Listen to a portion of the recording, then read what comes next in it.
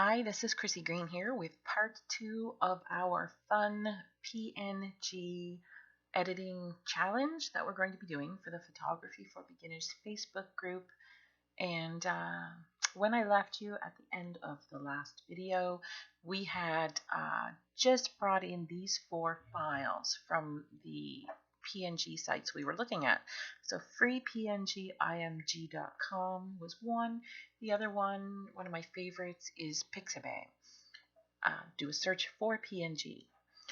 So between those two sites, I found just 4 files. So we've got a ladybug, grass, an adorably, I can't believe how adorable that tree is, and a sunflower.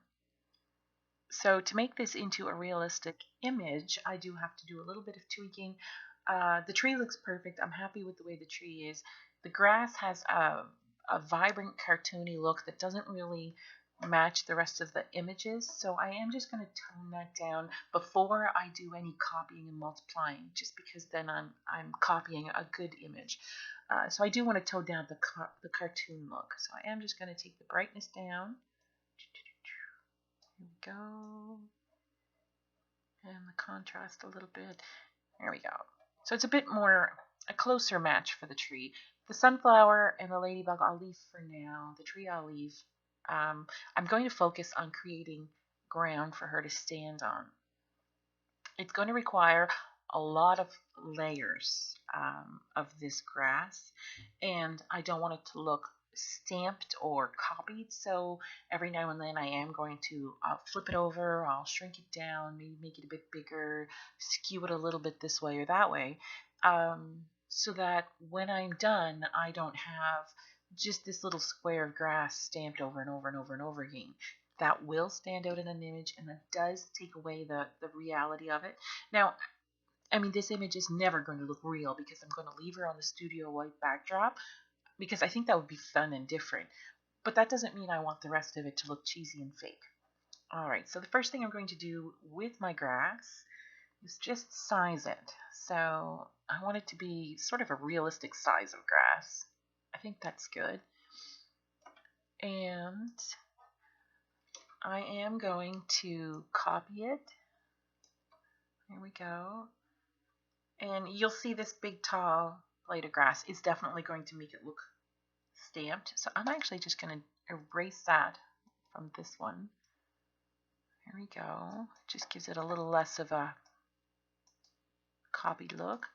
Okay, and I'm going to merge those 2 layers together. So now it's just a single layer. And I'm going to copy it again. This time I'll probably just flip it over. It'll make a mirrored image. Shrink it down a pinch. Good. Control E will merge those 2 layers, and I will do that yet again. There we go.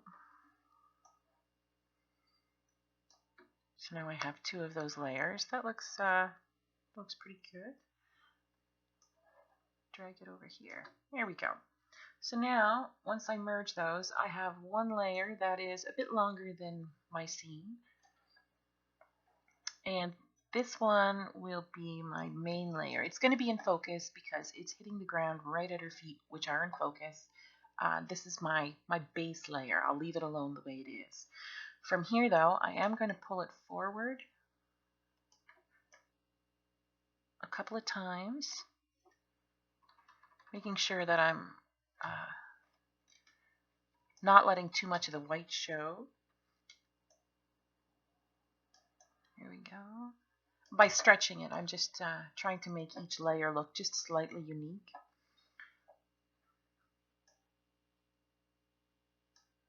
Okay, so I no longer want to be in focus. I'm working my way into the foreground, so I'm going to reduce the brightness just a bit. As you can see, then it leaves the brighter grass in the background, but I don't want to go all the way down, just a little bit darker.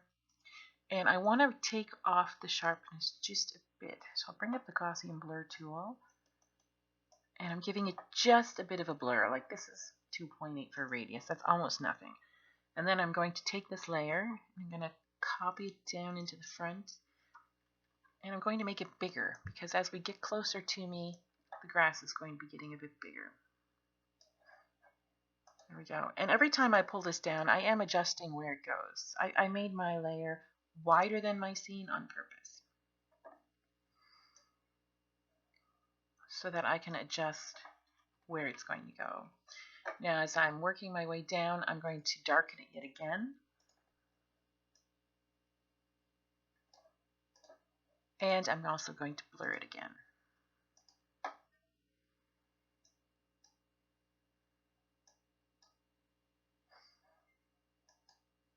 Here we go. And I'm going to keep bringing it forward.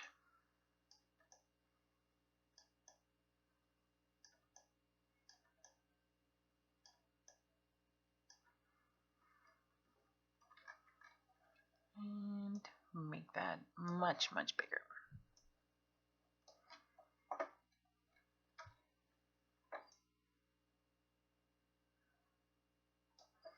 And I think that's probably more than enough grass in the foreground.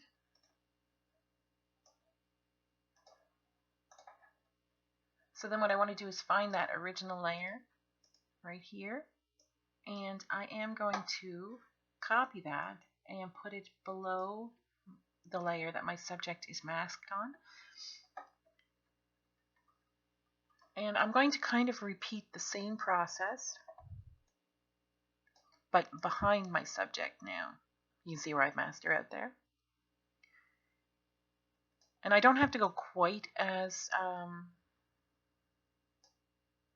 in depth as I did in the foreground because you wouldn't really see too far behind her.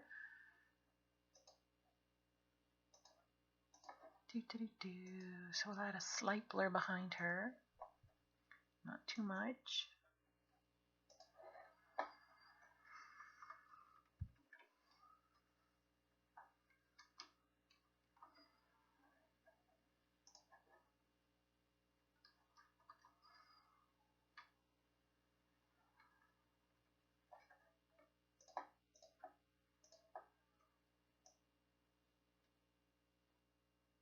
There we go. I'm kind of going quick because I am running out of time here. But the end result is that I have this strip of grass at her feet that is in focus. Everything else loses the focus. And what this does is it imitates a very shallow focus areas so that it looks like I did this with kind of a fancy lens. I'm going to just go in here and brighten up a couple of these other layers. Here we go. So what this does is it really cements my subject as being in this scene. The sunflower is in focus because it's on the same level that she's on. The tree as well. I'm going to make that tree just a little bit bigger.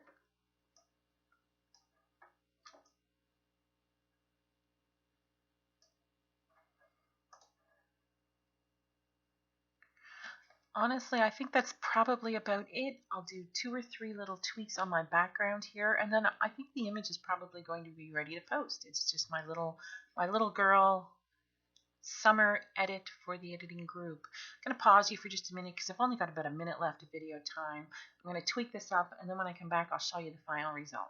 All right, hang in there. All right, welcome back. So this is the final image that I'm going to go with.